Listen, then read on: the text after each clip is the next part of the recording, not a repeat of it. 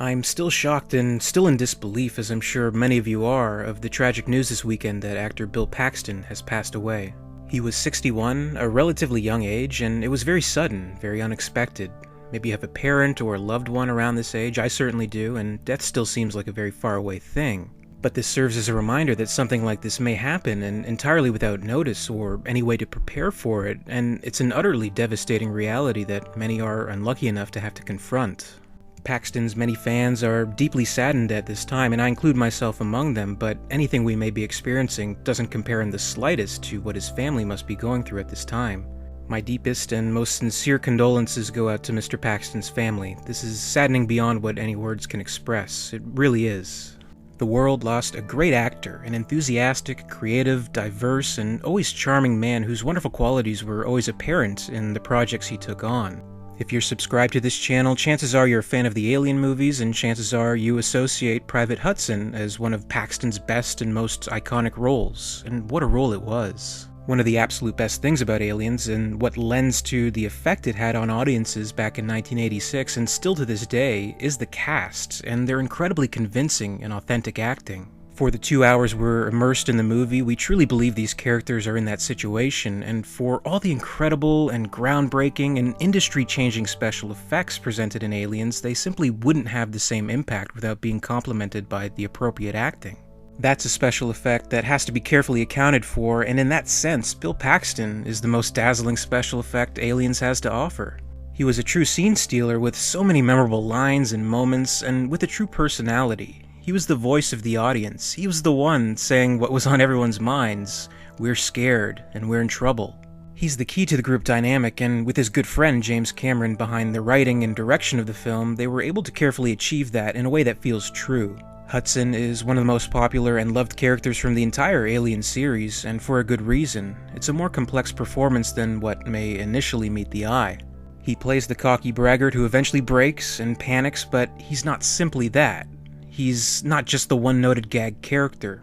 He gets many laughs and moments of relief in an otherwise intense movie, but he's not simply that either. He wasn't written purely to be the comic relief. He was a necessary element to the group of characters that rightly and justifiably countered the shaky optimism and reluctant stoicism of the others, and regardless of the way Hudson would gripe, pretty much everything he expressed held some truth, and must have been on everyone else's minds too. And when the moment called for it, Hudson stepped up in every way possible. And he went down like the ultimate badass he claimed to be in the beginning of the film, shooting down alien monsters and taunting them in the process. The rest is stuff of legend.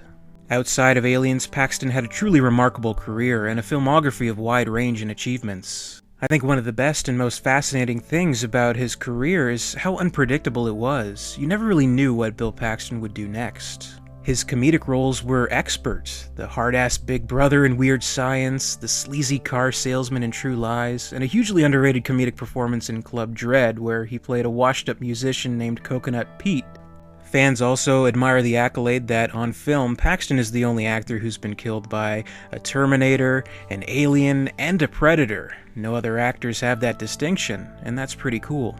He shined in supporting dramatic performances, too many great ones to name them all, but some of my own personal favorites included his work in Apollo 13, one of my favorite movies, playing alongside Tom Hanks and Kevin Bacon as one of the brave and resourceful astronauts on a desperate mission to return to Earth after things go horribly wrong outside in space. The Screen Actors Guild awarded Paxton, along with his colleagues, the award for Outstanding Performance by a Cast in a Motion Picture for that film.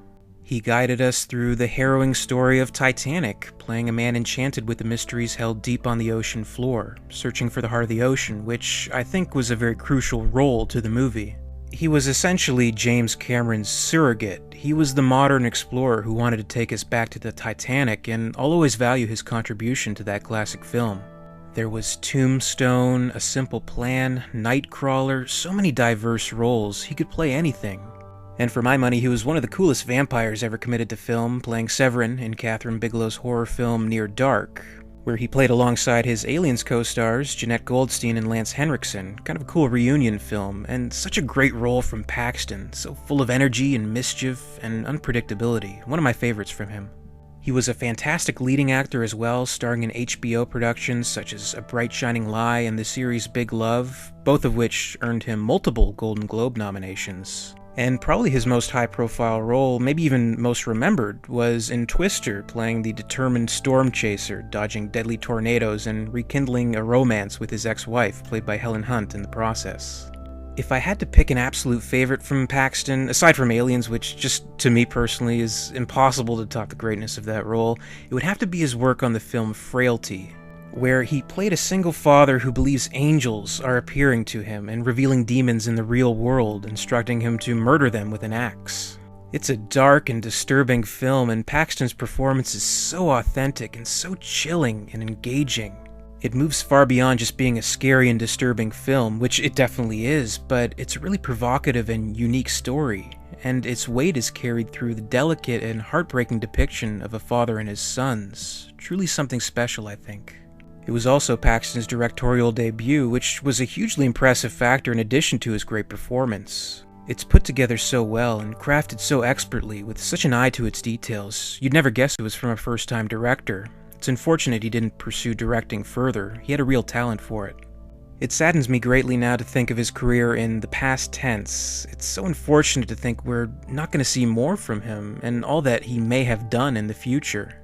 Reflecting on his career, though, I have to say how grateful I am for all the amazing work he's done and what he's left us with. It's as good of a career as any actor could hope for, and you could tell he was really appreciative of it. When the news of his passing broke out, countless colleagues spoke out to offer their condolences and share their thoughts on him. And by all those accounts, he was one of the friendliest, most generous collaborators in Hollywood, which is a rarity. I think James Cameron might have put it best: the world is a lesser place for his passing. We miss you, Bill. We love you. Truly one of the greats, truly will be missed. The ultimate badass, forever and for always in our hearts. Thank you for everything. And thank you for watching. This wasn't an easy video to put together, but I wanted to pay my respects. He had an impact on a lot of fans. He had an impact on me, that's for sure. I remember I first saw Aliens when I was about 10 years old, and I was immediately enamored with the Hudson character. I remember I would take out this toy gun I had, and I would run around like a maniac firing it and shouting out Hudson's lines, which had a lot of curse words, so my parents weren't too thrilled with that. But regardless, I hope the tradition lives on, and I hope Hudson finds new fans with each new generation. If you wish to do so, please comment below, share your memories of Mr. Paxton, your favorite roles, maybe if you've met him. I'd love to hear any experiences like that, and let's pay our respects and remember this great actor. I hope to be back with you guys soon for some more videos, so I'll see you soon, and until next time, this is Alien Theory signing off. Rest in peace, Bill.